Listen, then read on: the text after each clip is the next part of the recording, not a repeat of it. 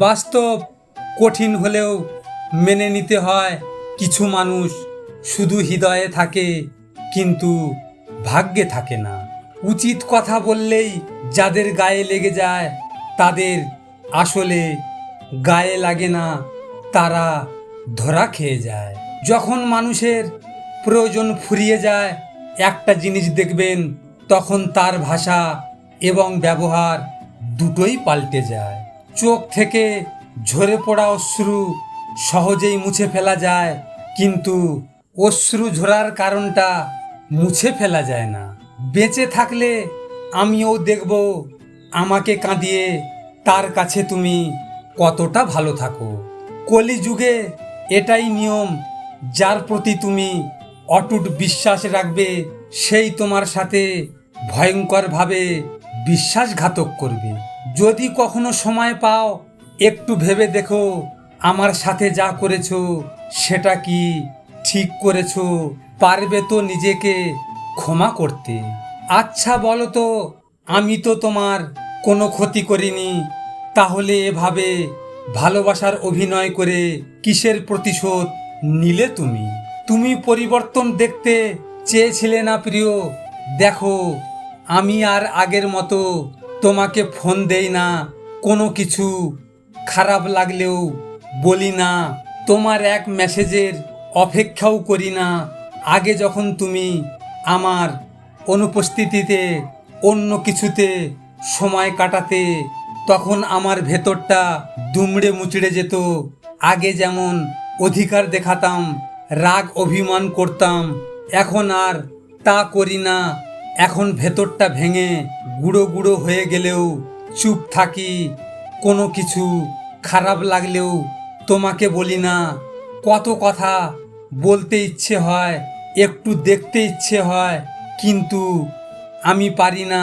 এটাই হয়তো সেই পরিবর্তন যেটা আমি না চাইতেও হয়ে গেছে। তুমি খুশি তো? আমি তোমাকে স্বার্থের জন্য ভালোবাসিনি, তবে হ্যাঁ, তোমাকে পাওয়ার বড্ড ইচ্ছে ছিল, কিন্তু ভুলটা আমার ছিল, কারণ তুমি মানুষটা ভীষণ দামি। কার জন্য এত মায়া? এই শহরে আপন বলতে শুধুই নিজের ছায়া। মাঝে মাঝে তার ছবির দিকে তাকিয়ে ভাবতে থাকি, কি এমন জাদু আছে তার মধ্যে, যার মায়ায় আমি এত আসক্ত। সুখ হলো আকাশের বুকে এক উড়ন্ত পাখি, এই আছে তো এই নেই। দুঃখ হলো খাঁচায় বন্দি পোষা পাখি, মুক্তি দিলেও মায়ার টানে ফিরে আসে। একটা সম্পর্ক শুধু তৈরি করলেই হয় না, সেটার মর্যাদা দেওয়াটা শিখতে হয়। সেটা সবাই পারে না। যে যা ভাবে ভাবুক মহাদেব, তুমি তো জানো আমি কেমন। আর কারো কাছে নিজেকে প্রমাণ করার ইচ্ছে আমার নেই।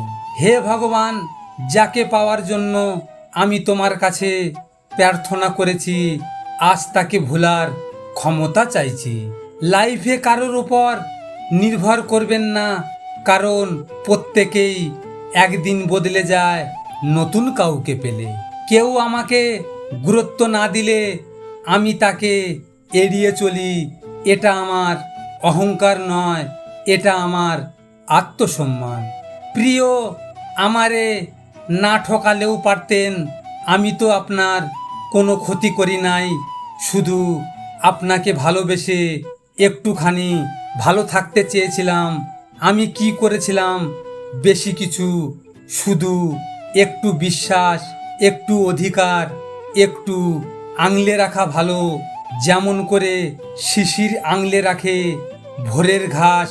আপনার কি খুব কষ্ট হতো আমার চোখের জল মুছতে? একটু যত্নে রাখলে কি এমন ক্ষতি হতো? তবে তুমি ভালো থেকো প্রিয়। লজিক মোটিভেশনের পক্ষ থেকে আমি গোপাল। যদি আপনাদের সাথে এমন ঘটনা ঘটে থাকে তাহলে মন খারাপ করে থেকো না। সময়ের সাথে সাথে সব কিছু বদলে যায়। মনে রেখো, তোমার জন্য ভালো কেউ অপেক্ষা করে বসে রয়েছে। ভিডিওটি শেয়ার করো তোমার প্রিয় মানুষের সাথে, অথবা যে তোমার ভালোবাসাকে অবহেলা করেছে তার সাথে। হয়তো এই কথাগুলো তুমি তার সামনে বলতে পারবে না, তাই এই ভিডিওটির মাধ্যমে তুমি তোমার মনের কথাগুলো তাকে জানিয়ে দাও। সব শেষে তোমরা ভালো থেকো, নিজের খেয়াল রেখো। ধন্যবাদ।